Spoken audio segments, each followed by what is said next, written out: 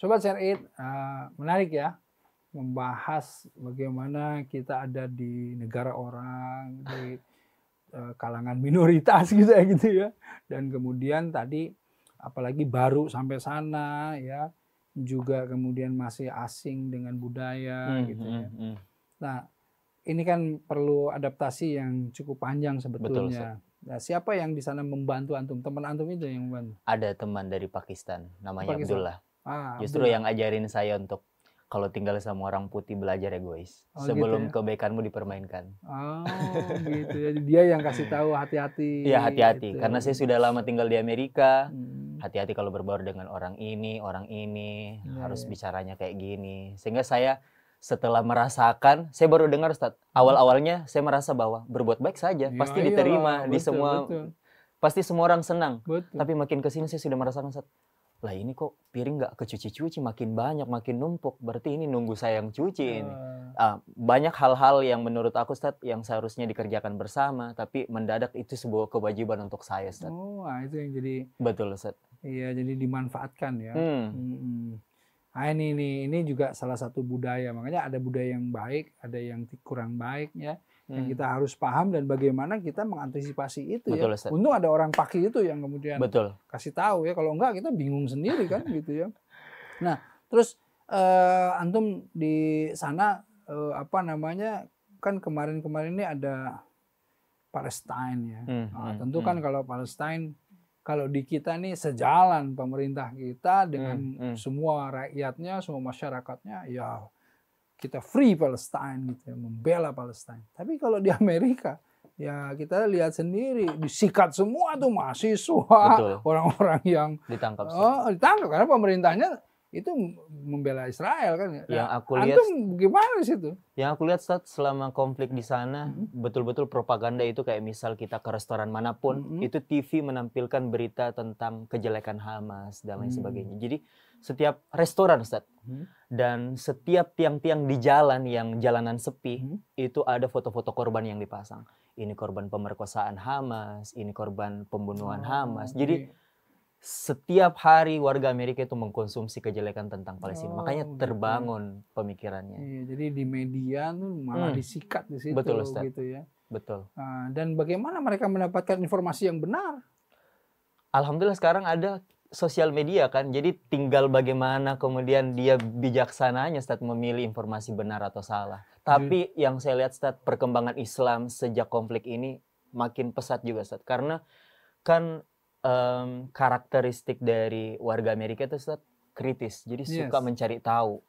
Ini kayak misal ada video orang Palestina yang rumahnya hancur, keluarganya terbunuh, tapi kemudian tetap bilang hasbunallah wa ni'mal wakil. Allah sebaik-baik pelindung, Allah sebaik-baik tameng, Allah sebaik-baik tempat berharap. Jadi orang-orang Amerika yang melihat di video, siapa ini Allah? Dicari tahu Allah. Endingnya masuk Islam Ustaz. Wah, Masya Allah. Jadi itu salah satu hikmah dari konflik ini terjadi juga. Nah ini yang menariknya ya. Ketika orang berpikir bahwa pembusukan Islam itu akan meruntuhkan nama Islam, ternyata ya harus kita pahami bahwa Allah lah yang menjaga agama ini. Betul, Ustaz. Allah yang menjaga agama ini. Betul. Coba lihat 9/11 dulu. 9/11 gimana nggak hancur nama Islam, dihancurkan. Betul. Tapi justru berbondong-bondong orang masuk dalam Islam. Ini sama ketika Palestina ini betul-betul sebuah, ada yang saya tangkap di masalah Palestina ini sebuah fenomena dunia di mana satu bendera bisa menggerakkan seluruh dunia. Masya Allah, Ustaz. Betul. Allahu Akbar, coba merinding saya. Nggak ada yang bisa mempersatukan seluruh dunia di setiap negara, Ustaz, kecuali satu bendera ini. Coba, ini kan siapa yang merencanakan menggerakkan ini semua? Itu yang jadi masalah. Dan disinilah kalau saya lihat, mau di Amerika, di Eropa, di Afrika, di mana-mana, disinilah sebetulnya Allah ingin kita lebih mendalami, mengkaji informasi bahwa al-haqq itu yang seperti apa. Betul, Ustaz. Oh, kebenaran yang sebenar-benarnya itu yang seperti apa. Betul. Jadi nggak tembuslah media-media dia propaganda ditempel di ini nggak tembus. mungkin tidak berkibar bendera Palestina di negaranya, tapi seluruh dunia mengkibarkan itu. Termasuk saya, Ustaz, bawa bendera Palestina di Patung Liberty. Nah, itu yang saya dengar. Antum itu nggak takut kemudian diberangus itu, ha? Ya masih untung hidup ke sini kan? Masih untung, Ustaz. Karena saya jujur gemetar. Orang ditembak di sana. Betul, Ustaz, betul. Iya. Saya benar-benar siap untuk ditembak, dikeroyok dan lain sebagainya. Kan itu sebenarnya tidak masuk dalam rencana saya saat membawa bendera Palestina ke Patung Liberty, karena kita habis foto-foto dengan teman saya di tengah kota itu pakai bendera Palestina. Ketika saya sudah mau berangkat ke Pulau Liberty, cuman saya sendiri, Ustaz. Kita pisah. Saya tidak sadar, Ustaz, kalau bendera Palestina itu ada di celana saya. Nanti saya sadar itu pas pemeriksaan mau ke Pulau Liberty. Itu kan ketat, Ustaz, kayak bandara. Oh gitu. Jadi semua ikat pinggang, isi kantong, semua dicek. Saya kaget pas diangkat bendera Palestina. Ternyata saya bawa. Jadi dikibarkan, posisinya ini banyak pemeriksaan, banyak polisi, Ustaz. Dikibarkan seperti ini. Wah, ini kamu geleng-geleng kepala polisinya, Ustaz. Aku dikasih pinggir, dihadapkan 2 polisi. Aku cuma dikasih 1 pertanyaan, Ustaz. Dari mana kamu berasal? Dari Indonesia. Mereka saling berbisik. Mungkin takut kekuatan netizen, Ustaz. Iya, jadi dikasih benderanya. Dikasih benderanya, Ustaz. Dikasih benderanya. Habis itu berangkatlah 15 menit kira-kira akses ke Pulau Liberty. Pas ke sana nggak ada kepikiran lagi mau kibarkan, Ustaz. Jadi alhamdulillah lolos aja dari pemeriksaan itu. Udah mulai dekat dengan Patung Liberty, makin dekat Patung Liberty itu makin banyak wisatawan yang mengkibarkan benderanya masing-masing. Saya pikir, saya mau kibarkan bendera Indonesia tidak ada, yang adanya bendera Palestina di kantong celana saya. Kalau keluarkan ini, gimana ya? Mungkin saya dikeroyok, ditembak, saya tidak tahu. Tapi yang pasti ini masalah besar. Saya sudah pikir itu, Ustaz. Saya masih merinding kalau cerita, Ustaz.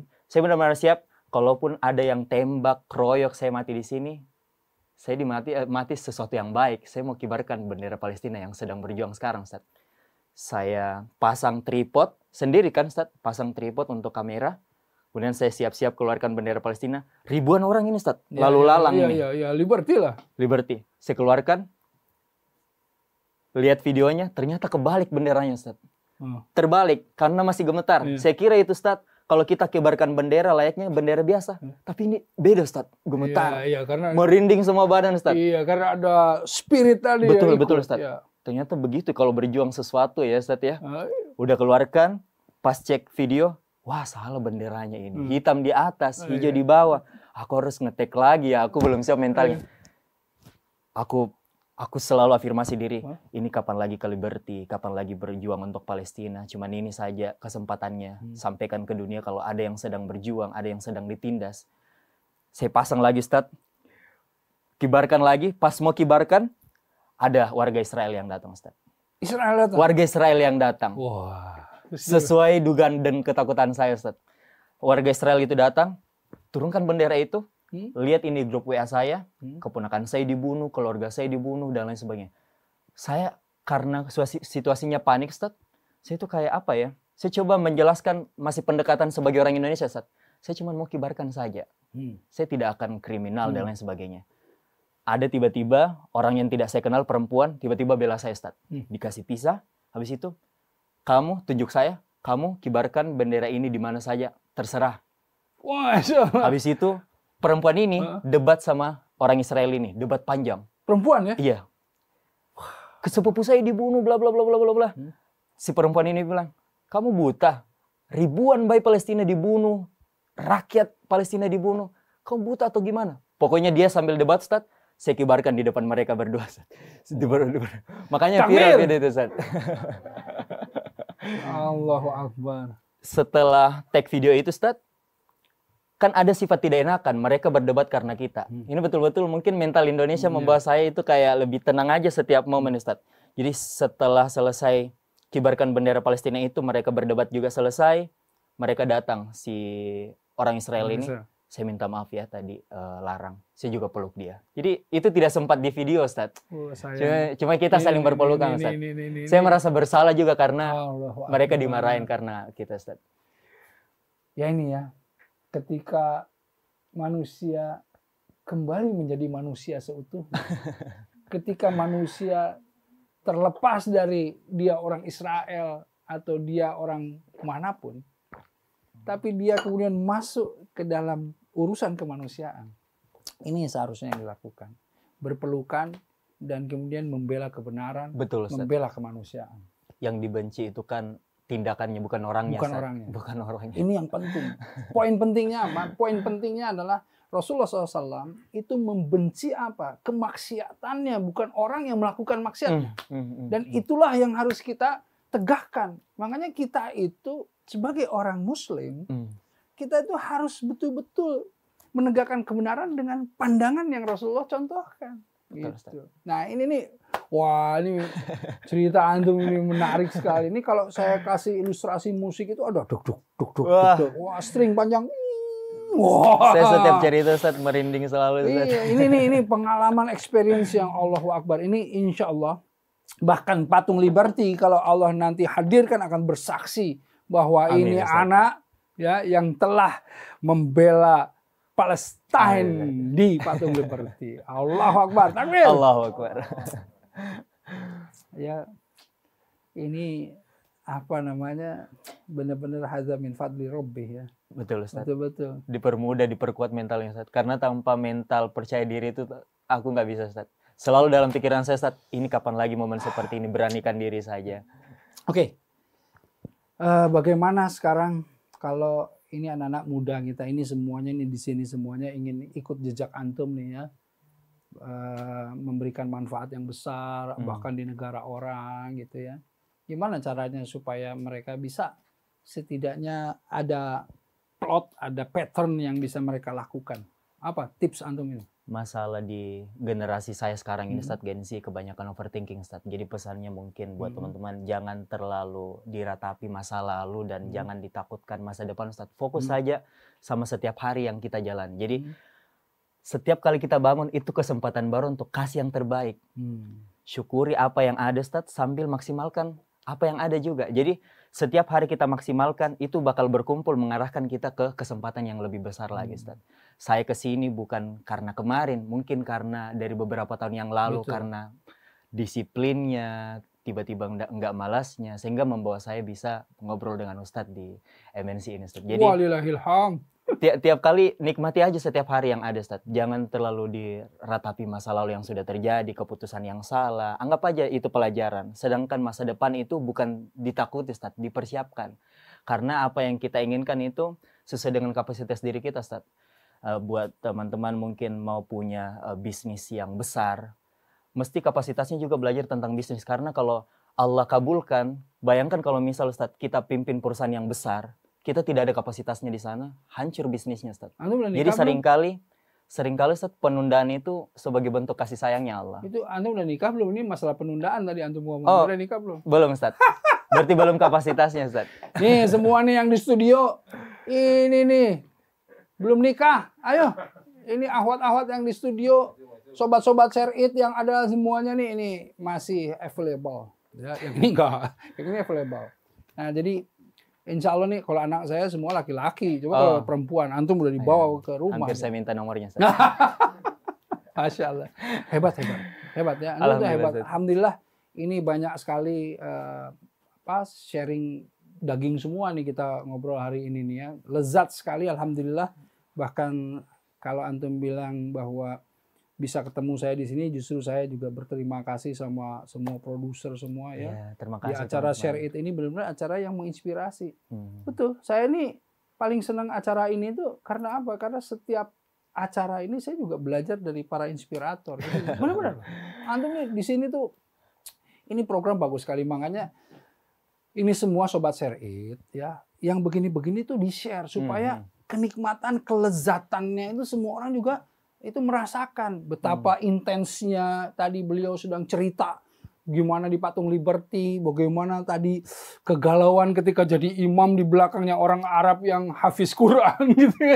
Jadi itu nikmat sekali, lezat sekali tadi kita. Nah makanya sebarkan ya ke semuanya ya. Ingat, mandala ala khairin falahu mithlu ajru fa'ilihi. Barang siapa yang menunjukkan kebaikan, dia akan mendapatkan pahala yang sama dengan yang mengerjakannya. Jadi tadi tuh sebar-sebarin, orang terinspirasi, orang berbuat kebaikan, kita dapat pahalanya juga. Mau kan semuanya? Ah, sebarin insyaallah ya. Untuk yang mau kasih masukan, mau komentar, ayo ke IG-nya @mnc.muslimtv ya. Langsung aja @mnc.muslimtv. buat yang ngefans ya sama Akmal. Halo. Ya. Ini antum IG-nya apa? Akmal Zahir. Akmal Zahir. Wah, jadi ayo di follow Akmal Zahir, kemudian di DM aja. Ini udah banyak yang senyum-senyum di belakang, mungkin dia sudah saling follow. Ustaz. Udah saling follow. Mendahului ya, kamu curi start. Sebelumnya sudah kesini, Ustaz. Oh, sudah sini ya. Ya, alhamdulillah ya. Itu senyumnya jadi tambah merah pipi-pipinya di sini, alhamdulillah.